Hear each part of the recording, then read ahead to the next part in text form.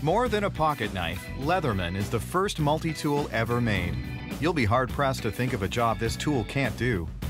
For a while, we were keeping a list of all of the uses for a Leatherman tool, and I think we stopped at a couple thousand. And some uses you hope you never have a need for. We've gotten a couple stories of Leatherman stopping bullets. Ultra-durable, compact, and, well, handy.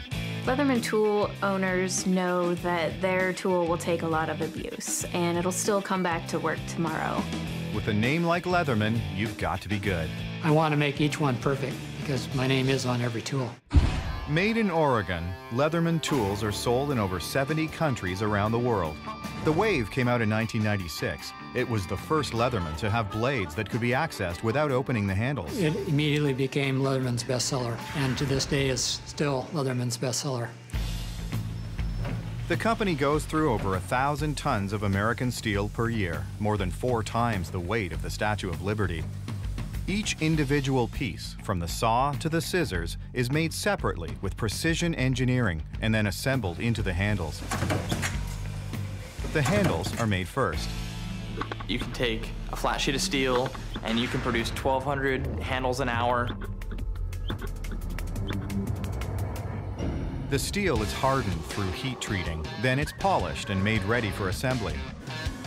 They'll get the spring riveted in, the latch inserted, they'll go to assembly. The Wave has 17 tools, including screwdrivers, a saw, and multi-purpose pliers. It was the need for pliers that inspired the original multi-tool. Tim Leatherman and his wife went on a whirlwind trip of Europe in 1975, and they were going completely budget. They bought an unreliable used car that constantly needed repairing, and Tim's pocket knife just wasn't cutting it. And I was carrying a pocket knife, which was fine for slicing bread for dinner, but I often needed a pair of pliers. Back at home, Tim spent years perfecting the tool. In 1983, he and his friend Steve Berliner founded the Leatherman Tool Company. By the end of their first full year of production, they had sold almost 30,000 multi-tools. You cannot believe how happy I was, finally, after 8 years, to get a sale. Today, Leatherman makes over 15,000 tools a day, including their best-selling Wave. Most of the components of the Wave are made using a similar process to the handles. They're going to get stamped out, they'll go out to heat treat.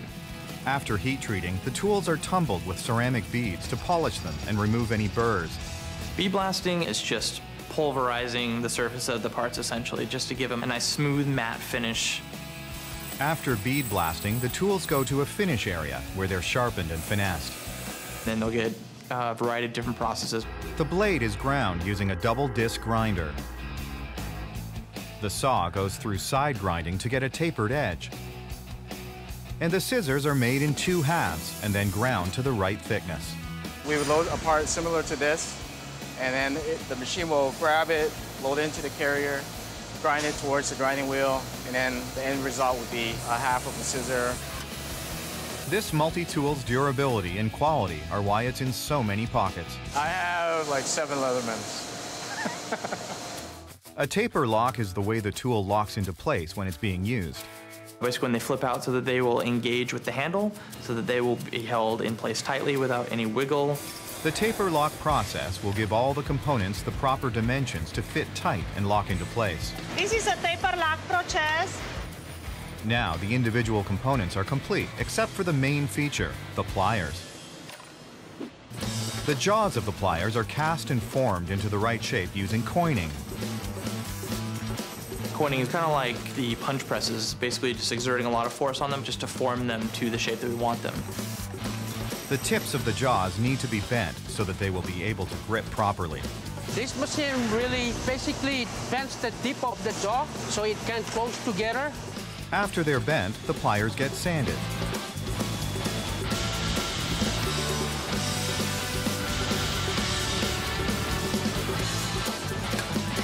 With the pliers finished, all of the components are complete and the tool is ready for assembly. So this is the building pin which we build our products on. So what I do is I put on the screwdriver first to put it in this flathead screwdriver, and then we have a locking washer which goes on top.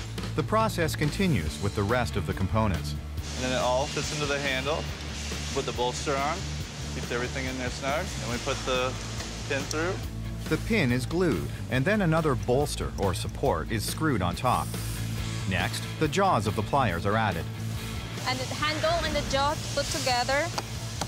And then the last thing I'm gonna do is run this in the machine.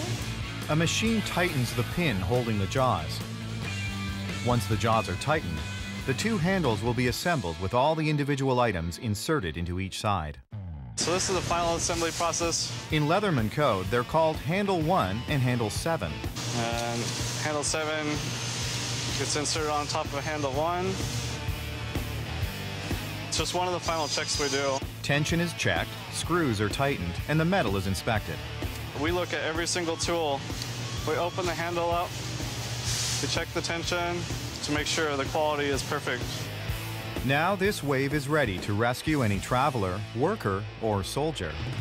We've received a couple of really heartfelt stories from soldiers abroad who have been in firefights, and their Leatherman multi-tool has stopped a bullet that would have otherwise killed them. With countless different functions and the quality to last, the legend of Leatherman is just getting started. We always want to have the tool that's recognized as being the best. With the Wave, we've definitely achieved that.